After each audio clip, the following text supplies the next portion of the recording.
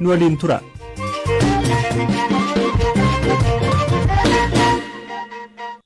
Dhalattoonni Tigraay naga eegsistoota UN ta'an Sudaan irraa gara Itoophiyaa hin deebinu jedhan. Naga eegsistootni UN dhalattoota Tigraay dhibbaan lakkaa'aman sodaa nageenyaaf jecha Sudaan irraa gara Itoophiyaa hin deebinu jedhu. Naga kabachiistotni kunniin bulchiinsa Sudaan Abiyyeetti kabobbaafamanii turanidha. Abiyyeen naannoo wal falmisiisaa daangaa Sudaanii fi Sudaan kibbaatti argamtudha. Hariiroon Itoophiyaa fi Sudaan sababa wal dhibdee daangaa fi hidha guddicha laga Abbayyaa irratti ijaaramuun wal qabatee gaafa hir'achaa dhufetti naga eegsistoonni kunniin humna biyyaalessaa irraa bobba'een bakka buufamuuf jiru. Dubbii himaan UN tokko akka mirkaneessetti gareen miseensota kanaa Sudaanitti eegumsi idil addunyaa akka godhamuuf gaafataniiru. Kanneen keessaa dhalataan Tigraay tokko waahillan isaa 500 ta'an kooluu galtummaa gaafachaa akka jiran himeera. Akka inni jedhutti sababa waraana Tigraay adeemaa jiruun yoo biyyatti kadeebi'an taate nageenya isaaniif sodaa akka qaban hima. Bara dabre keessas naga eegsistoonni Itoophiyaa naannoo Daarfuur Sudaan keessatti nagaa kabachiisuuf bobba'anii turan miidhaa irra ga'uu sodaatanii gara biyyaa deebi'uu diduun isaanii ni yaadatama. Yeroo sanitti miseensonni loltoota Itoophiyaa nagaa eegsisuuf UN jalatti Sudaan kibbaatti bobba'an 15 ta'an gara Itoophiyaatti deebi'uu hin barbaadnu jechuu isaanii AFP'n gabaasee ture. Raayyaan ittisaa Itoophiyaa dhimmicha irratti ibsa fuula Facebook isaa gubbaatti gaafa san baaseen taatee kana mirkaneessuun kanneen kana raawwatan ergamtoota TPLF jechuun himateera.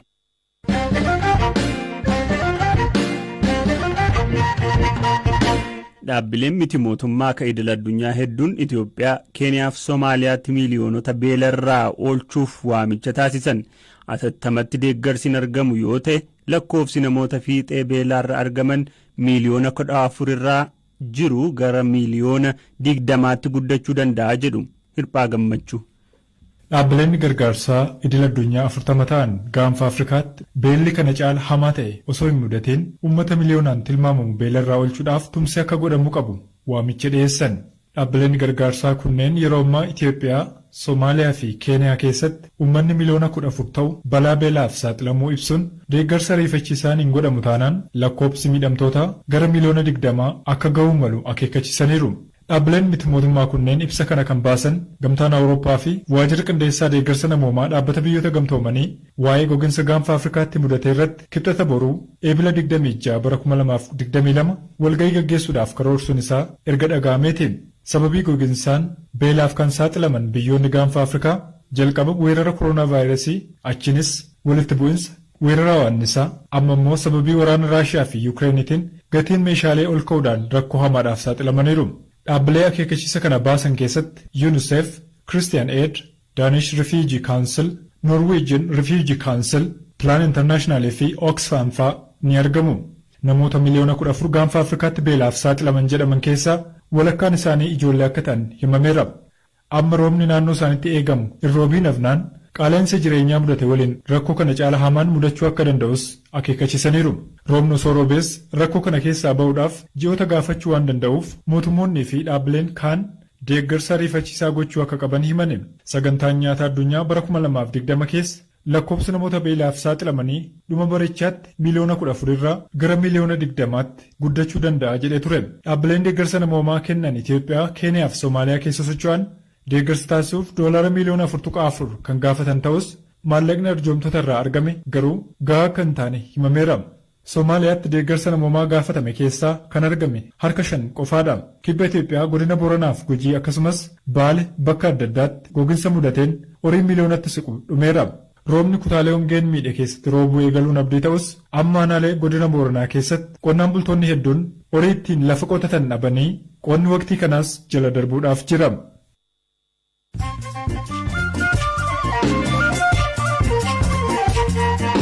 BBC Afaan Oromoo caqasaa jirtu gidduutti ammoo odeessaalee gaggabaaboo muraasa. Ministeerri barnootaa Ramaddii Yuunivarsiitii barattootaa akka lakkoofsa Itoophiyaa bara 2013 qormaata seensa yuunivarsiitii fudhatanii milkaa'anii ifa gochuu beeksise.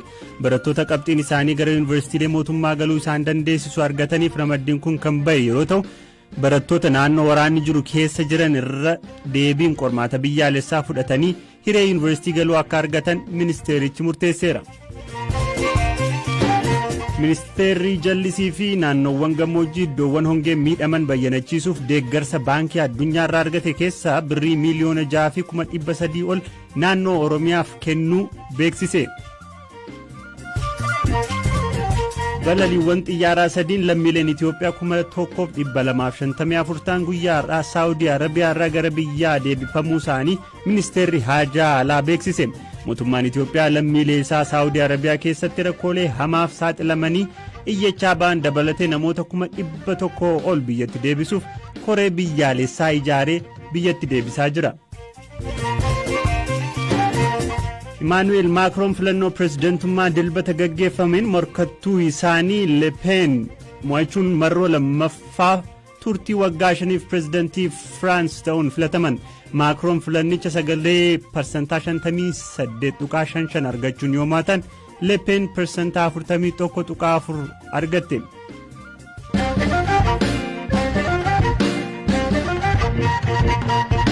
Odeessaalee gaggabaaboo keenya xumurreerra. Odeessa itti aanuun walwaraansa Itoophiyaa kaaba biyyattiitti ji'oota 17 adeemaa jiru 60,000 galaafatee miiliyoonota immoo harka namaa akka eeggatan godheera.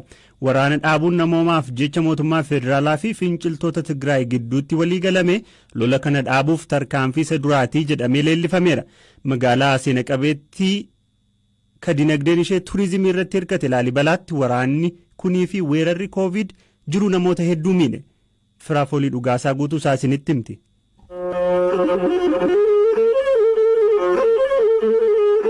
Magaalaan Laalibalaa gaarreewwan kaaba Itoophiyaa keessatti kan argamtu yoo ta'u, bataskaanota dhagaa guddaa tokkorraa bocaman qabaachuun beekamti. Itoophiyaa keessatti bakka daawwattoonni hedduu itti imalan keessaas isa tokkodha. Namoota hedduufis madda galii kan turte yoo ta'u, amma garuu sababa weerara Covid fi waraana kaaba Itoophiyaa keessatti waggaa tokko oliif tureenuun amma galiin kun dhaabameera. Obbo Saaxxee Zabanyaa maasinqoo taphachuun madda galii isaa ture. Masaanqoo waggoota 30 taphachaa jira. Magaalaa keessattis anumatu beekamaadha. Cidhas kan bareechu anuma. Turistoonni yommuu bataskaanaa deebi'an nu bira dhufanii daawwatu turan. Hoteela keessattis aadaa keenya nan agarsiisa ture.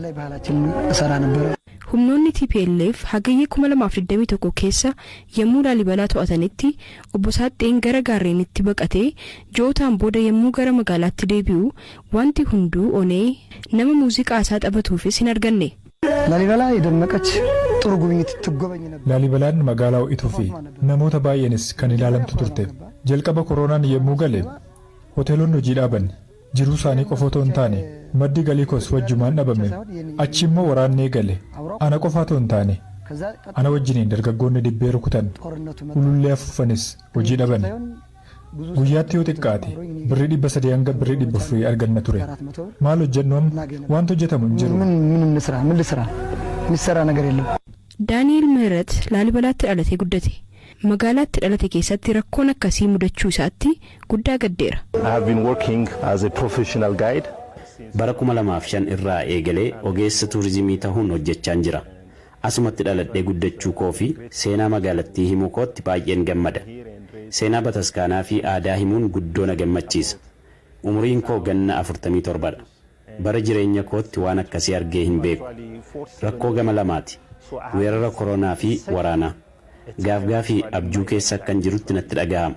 Gama galiin filannoon qabnu tokko tuurizimiidha. Guutummaa guututti sarratti hirkanna. Qonnaan bulaan, daldalaan, namni hundi galii kan argatu tuurizimii irraadha. Haala kana arguu kootti nan gadda. Weerara Covid keessa kan ture ta'us waraanarra fooyya'aa ture. Waraana keessa ta'uurraa weerara Covid naa wayya. Waraanni walwaliinii Itoophiyaa gaaga'ama namoomaa addunyaa irratti hamaa ta'an keessaa isa tokko uume. Waliigaltee waraana dhaabuu mootummaa fi finciltoota Tigraay gidduutti ta'ee waraanicha dhaabuuf tarkaanfii gaariidha jedhamuun jajameera.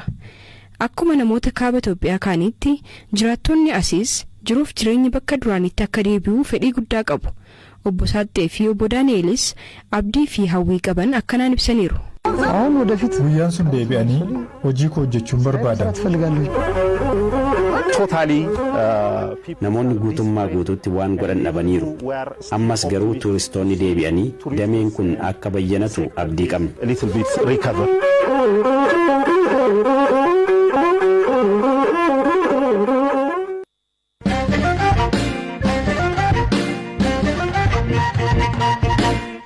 ji'a ramadaanaa kan amma guyyoota kurnan dhumaarra gahe biyyoota addunyaa garaagaraa keessatti yeroon soomaa adda adda kan hanga sa'aatii 20 soomanis jiru. Yeroo hanga kanaa nyaataaf dhugaatii malee turuun qaama namaa irratti dhiibbaa akkamii qabaata? Qaamni keenya akka hin miidhamneef akkaataan sirna nyaataa keenyaa fi sochiin qaamaa keenya maal ta'uu qaba? Hamza Hussein hospitaala Riifaraala Yuunivarsiitii Wallaggaatti ispeeshaalistii dhibee keessoo qaamaa kataan Dr. Gurmeessaa Inkoosaa dhimma kana irratti dubbiseera. Haala nyaataa caalaa bishaanii baay'ee barbaachisaan jechuudha. Qaamni keenya dhangala'aa maleeti kan inni yeroo dheeraa turuu hin dandeenye nyaata caalaatti. Dhangala'aa kana baay'ee fudhachuu qabna keessumaati galgala yeroo iftaariidhaaf ta'amu kaasee amma suuriitti yoo xiqqaate bishaan haga ishee burcuqqoo ishee xixiqqoo sanaa haga sana 10 yookaan liitirii 2.5 ol fudhachuu qabna. Inni kan biraan immoo dhangala'aa kana wantoota nu keessaa bifa fincaaniitiin baasanii wantoota kaafeenii baay'ee of keessaa qaban kan akka Coca-Cola bunaaf kan kana fakkaatan haga ta'e yoo hir'isne dhangala'aan qaama keenya keessaa akka inni yaa'ee hin dhumne taasisa. Inni kan biraan ammoo dhangala'aa negaati sa'aatii dheeraadhaaf keessumaa biyyoota tokko keessatti dheerinni guyyaa dheerina halkanii caalaa yeroo itti dheeratu hin jira. Dheerinni guyyaa biyyuma keenya kanatti ammoo guyyaatu caala halkanirra sa'aatii dheerinni isaa jechuudha. Sa'aatii 24 keessa sa'aatii 15 sa'aatii 16 yeroo itti soomamu jiraachuu danda'a. Yeroo kana dhangala'aan qaama keessaa bifa dafqaa yaa'ee akka hin dhumnetti aduu keessa bakka ho'aa ooluurraa yoo dandeenya ta'e bakka gaaddisa qabu bakka bifa dafqaatiin qaama keenya keessaa dhangala'aa yaaseen fixnee nutuu dabarsinee bareedaadha jechuudha. Inni kun dhangala'aa ilaalchiseeti. Nyaata immoo yoo nyaata gaafa ilaallu immoo nyaatota anniisaa ga'aa qaban soorachuu qabna jechuudha. Keessumaa galgala gaafa yeroo afaxxarru nyaata anniisaa guddaa of keessaa qaban fakkeenya gaarii kan ta'u tamiirii akkuma amantaa islaamaatti yeroo baay'ee isa kanadha kan nyaatamu. Inni kun anniisaa baay'ee of keessaa qaba. Dabalataan ammoo nyaatota pirootiinii ga'aa of keessaa qaban kanneen kaarboohayidireetii ga'aa of keessaa qaban wool gireen warra jedhaman jechuudha. Kan akka qamadii, ruuzii, garbuu wantoota akkasii kan ta'ani sirriitti soorachuun dirqama ta'a jechuudha. Maaliif qaamni keenya hin kaawwata nyaata gaafa nyaannu yeroo dheeraadhaa fi yeroo soomaa turrutti nyaata isa kaa'ate sana bifa biraatti jijjiireetti kan inni qaama keessa kaa'u yeroo sooma sana dhiigeetti fayyadamaa jechuudha. Kanaaf namoonni ramadaana qofa osoo hin taane soomii akkuma waliigalaatti iyyuu qaama keenyaaf gaariidha jedhamaa jedhu. Garuu maal jechuudha kun haala kamiin gaarii ta'a yoo amma baay'ee yoo dheeratee qaama keenya irra dhiibbaan ga'e yoo gaarii jedhama moo kan akkamittiin ibsitu sin? Inni kun nama hundumaaf gaariidha jechuun hin danda'amu. Qorannoowwan tokko hin jiru. Haga ammaatti amma nuun akka saayinsii fayyaatti kan haasa'uu dandeenyu qorannoo garaagaraa hedduu keessa darbanii bifa gaayidlaayiniitiin yookaan immoo bifa kitaabaatiin ba'anii nam tokko fayyaa isaa eeggachuudhaaf kana gochuu qaba jedhamee itti rikoomendi ta'uudha. Haga yoonaatti sana keessa galee namni tokko fayyaa isaa eeguuf qofa soomuu qaba kan jedhu haga ammaan jiru. Garuu qorannoowwan hedduun akka agarsiisanitti soomni faayidaa fayyaa ni qabaata. Dhaggeeffattoota keenya qophiin har'aaf jennee qopheessine asumarratti xumuramaa kan isinii dhiyeessaa ture Galaanaa Balaa akka qopheessite Firaafolii Dhugaasaa ogeessa teeknikaa Deevid Muwaasaaruu waliin ta'uudhaan boru sa'aatii wal fakkaataatti walitti deebina. Horaa bulaa deebana.